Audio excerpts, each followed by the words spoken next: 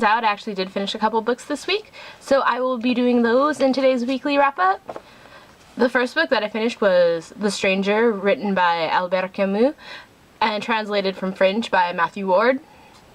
So the main character in this book is a guy who has a French name that I can't pronounce, so we're just going to call him Monsieur M, because that's about as close as we're going to get.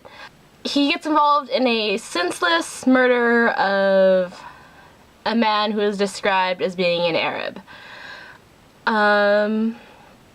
This book is divided into two parts, the first part being the events leading up to the murder, and the second part being everything that occurs after the murder. TBR, this is an existentialist work, and as existentialist works go, I actually did like this one, which is kind of saying something, so I've hated every single other existentialist work I have read. But I didn't like the first part of this. Like, it was really slow, and the character annoyed me because the character never took the time to self-reflect. Because the premise of existentialism is that you are defined based on your actions and not how you define yourself, in existentialist works, you really only ever see the character's actions, and maybe every once in a while they'll be like, I wanted to do this, but then I didn't. The character is just going about life without actually thinking or considering it or anything of the sort. And then after the murder occurs, you get to see how disassociated from, at least in my opinion, you get to see how disassociated the character is from reality and the events that are surrounding him. The character only notices like how he's feeling, and he really doesn't pay much attention to anything going on around him.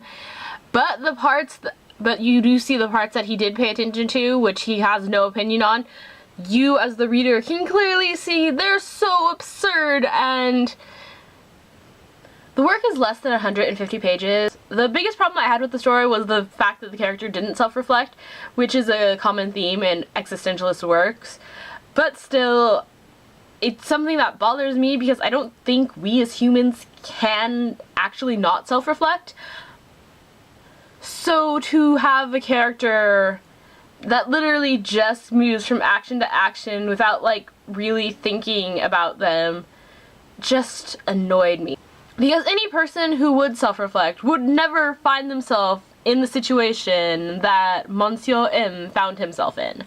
With that in mind, I didn't hate this book, but I didn't love it either. My overall opinion about the book was that it was just kind of meh.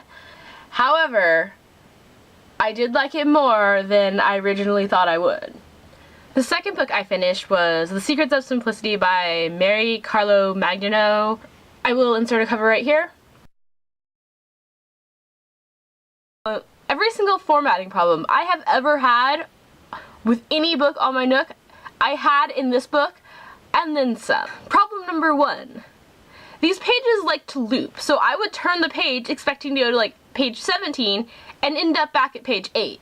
And so I would skim forward again, and then it would take me back to page 8. So I would have to actually go to the next chapter, then slide the page backwards, and then occasionally I would go back to the start of each chapter, which was annoying as hell. Every time you flip the page, it just puts the same page back on the screen, which there were entire lines of text that were stacked on top of each other so you couldn't make them out. Editing.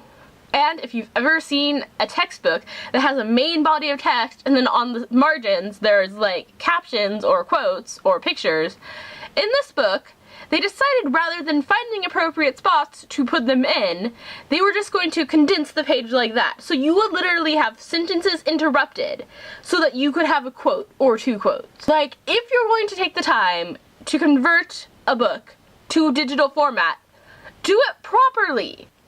And those weren't even all of the problems. Those are just the ones I could remember off the top of my head. This book was marketed like it would help you get organized. So, as someone who tends to get kind of messy sometimes, I'm like, sure, give me some organizational secrets.